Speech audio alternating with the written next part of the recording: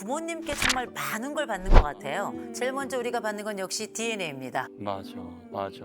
그리고 우리의 웃는 습관, 또 우리의 찡그리는 습관, 언어의 습관, 심지어 감정 습관까지도 우리가 나도 모르게 부모로부터 이어받는 게 아닌가, 우리가 그런 생각이 드는데, 또 다른 부분에 있어서 이런 말씀을 하시는 분들이 있습니다. 나는 불행을 물려받았습니다. 아이고.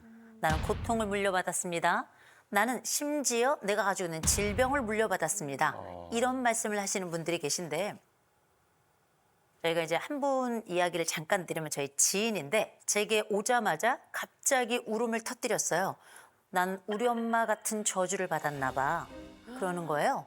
무슨 얘기야? 그랬더니 이 어머니가 3번 이혼하셨고요. 그리고 유방암 판정을 받으셔서 치료를 받으셨는데 완치가 되셨어요. 그 친구가 3번 이혼을 했고 이번에 유방암이 걸렸습니다. 아, 세상에. 그러니 저한테 물어보더라고요. 야, 우선아, 불행도 유전되니? 저한테 그렇게 질문을 하더라고요. 참 어려운 질문이었습니다. 이건 예, 아니요가 문제가 아니라 나는 지금 불행의 늪에 들어가 있어. 나는 모래지옥 같은 내 인생 속에 어떻게 길을 찾아야 될지 모르겠어라고 저에게 질문을 하고 있는 거거든요. 그래서 오늘 말씀드립니다. 정말 불행은 대물림 되는 것일까?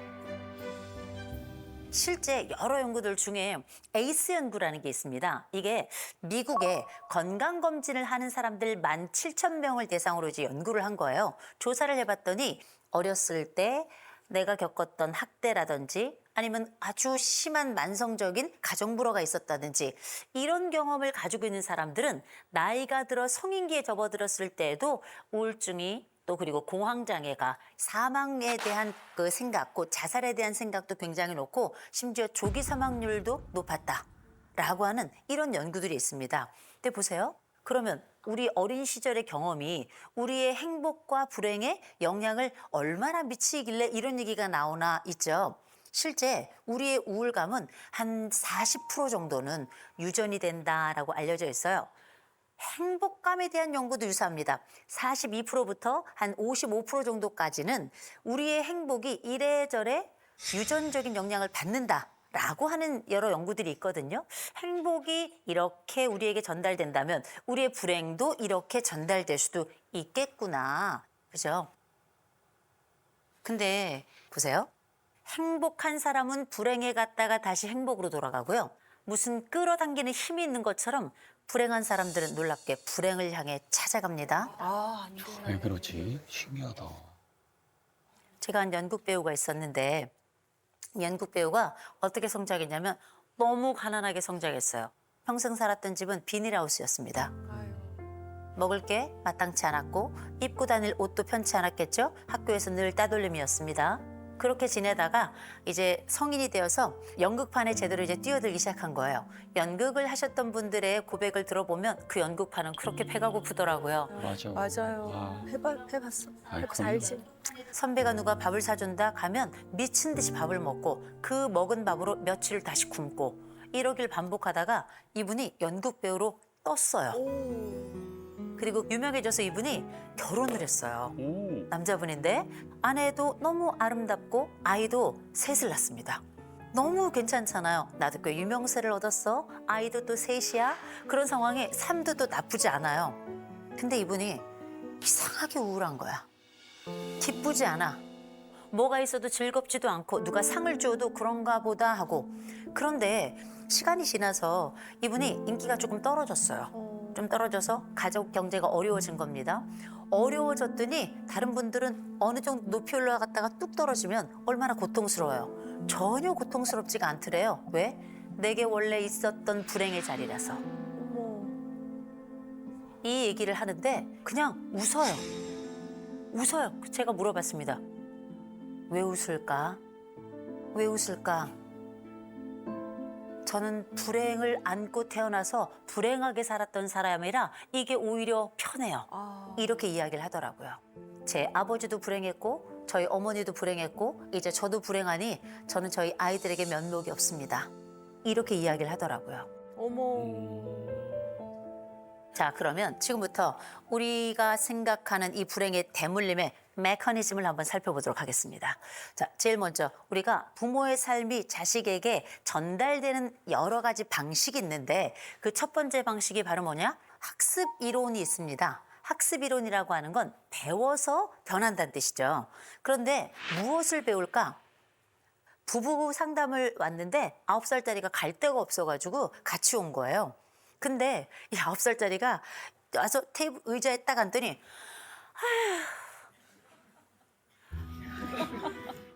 저는 숨 차서 온 줄 알았어요. 그게 아니라 아유 정말 이렇게 또 조금 있더니 아유 정말 제가 나중에 알았잖아요. 그 엄마가 남편 얘기하면서 아유 정말 아유 정말 아, 똑같이 담는 따라한다니까.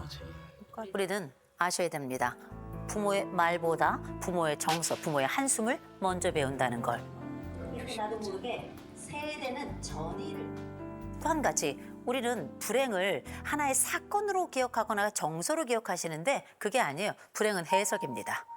불행은 해석이에요. 그래서 매사에 부정적으로 해석하는 사람들이 있어요.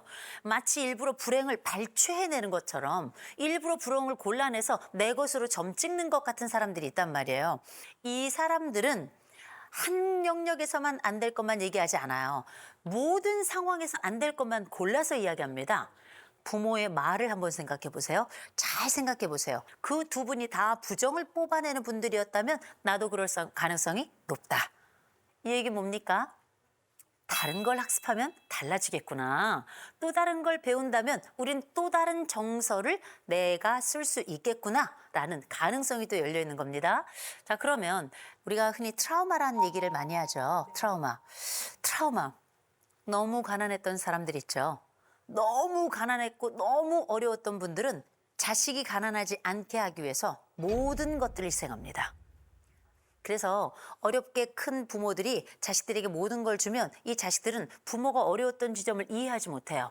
그리고 나서 이들의 삶을 흥청망청 쓰는 경우가 있죠. 이거는 이렇게 역전되어서 트라우마가 다른 방향으로 전달이 되는 겁니다. 그래서 내가 가지고 있던 트라우마는 반드시 상대방에게 다른 방식으로도 박일 수 있다는 거, 가시처럼 이걸 먼저 기억하셔야 될 것 같습니다. 근데 이제 여기 앉아 계신 분들 이렇게 보니까 전반적으로 큰 어려움은 없이 크신 것 같아요. 그런데 어떤 경우는 우리가 가지고 있는 불행이 하나의 구조로 만들어지는 경우도 있습니다. 그 구조가 뭐냐면 아버지는 가정폭력 또 알코올이 심각했어요. 그리고 이 아버지를 건사하느라 이 엄마는 늘 밖에 나가 일을 하고 초주금이 돼서 들어오고 집에 오면 다시 매를 맞고 이런 집으로 아주 어렸을 때부터 성장했던 이 아이는 6살부터 게임 중독입니다. 아유, 6살. 6살부터. 왜? 누구도 이 아이를 돌보지 않아요. 이 공격적이고 폭력적인 이 집안, 그래서 이 아이를 방치하고 있는 이 구조가 불행을 첫 번째 출발점을 만들어낸 거죠. 그렇다면 우리의 불행을 학습시키는 부모는 따로 있을까? 있습니다. 첫 번째 부모 어떤 부모인가? 과거를 끊임없이 곱씹는 부모. 아. 부모는 꿈꾸고 상상하면서 이 아이들에게 더 나은 내일의 빛을 보여주는 게 사실 좀 부모라고 생각하는데 그 나의 불행을 끌어오고 내 불행을 또 반복하고 곱씹는 부모들은 아이들에게 현재와 미래를 내어주지 않습니다. 미래로 가는 발걸음을 본 적이 없어서 그 걸음을 따라갈 수가 없어요. 그래서 이 불행의 이야기를, 행복의 이야기를 부정적으로 계속 소환하는 분들은 행복하기 어렵다. 우리는 그 방식을 반드시 따라가게 될 것이다. 말씀드리고요. 두 번째, 남 탓하는 부모님들. 다 남 탓하는 거. 물론 정신건강의 최고봉은 남 탓이에요. 남 탓하는 게 얼마나 좋아요. 그러나 모든 것을 남 탓하는 분들은 결코 내 잘못은 하나도 없어서 나를 고치지 않습니다. 맞아. 그렇지. 아우. 이건 어떤 연구 결과가 나오는 건 아닌데 상담을 해보니까 평균 아이가 몇 명이냐에 따라서 넷이라고 보면 둘이 남 탓을 하고 셋이 있으면 그중에 하나는 남 탓을 하고 근데 이런 것도 보면 그중에 엄마 아버지 중에 꼭 한 분은 남 탓하는 분들이 있더라라는 거죠. 맞아. 또 세 번째, 부정 성향이 강한 부모들이 있습니다. 야 그거 안 돼. 야, 너 안 돼. 야, 너 안 돼. 야, 안 돼. 안 돼. 안 돼. 이런 부모님들 계시죠? 이분들은 완벽하게 이 아이들의 가능성의 문을 닫아버리는 분들이에요. 최고 아니야. 절대 저런 최악이다. 최악이다.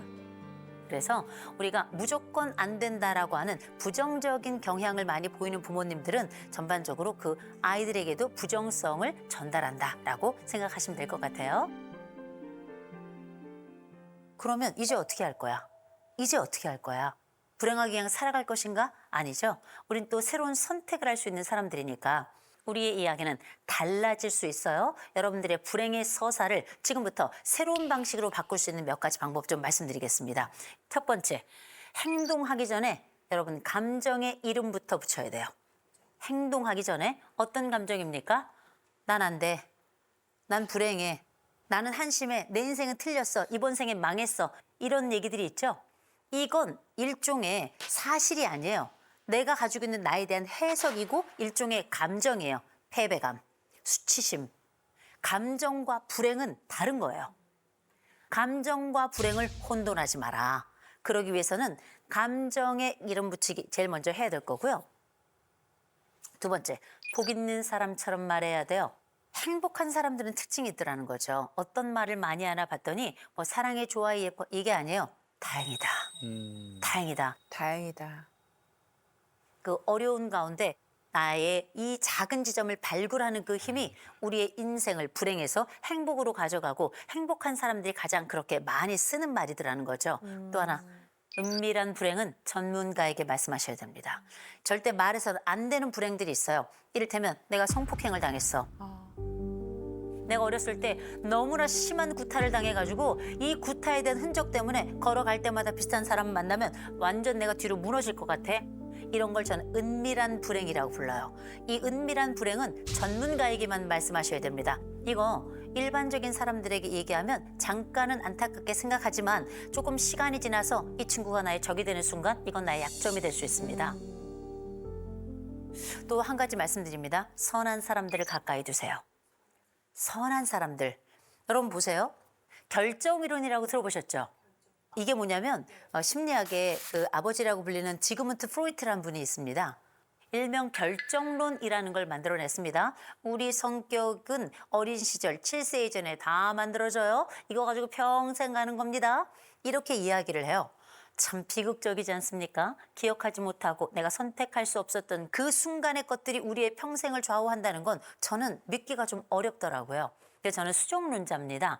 우리의 과거 수많은 경험들이 있었지만 또 다른 누군가를 만나서 우리의 과거 해야 될 인생 숙제를 뒤늦게도 할 수 있다라고 저는 믿는 사람인데 그래서 저는 꼭 말씀드립니다. 좋은 사람 하나 만나면 돼요. 의미 있는 첫 번째 경험이 이 사람의 행로를 바꿔놓을 수 있습니다. 늘 밝은 사람, 또 행복한 사람, 자율감이 있는 사람, 힘차게 이끌어가는 사람, 할 수 있다고 서로 같이 으쌰으쌰 해주는 사람들 있죠. 이런 분들을 좀 가까이 두셨으면 좋겠습니다. 그리고 또 하나 꼭 말씀드립니다. 택해야 돼요. 익숙한 불행이 아니라 어색한 행복을. 내게 익숙한 그 불행을 또 한 번 익숙하다고 그 손을 잡으면 안 돼요.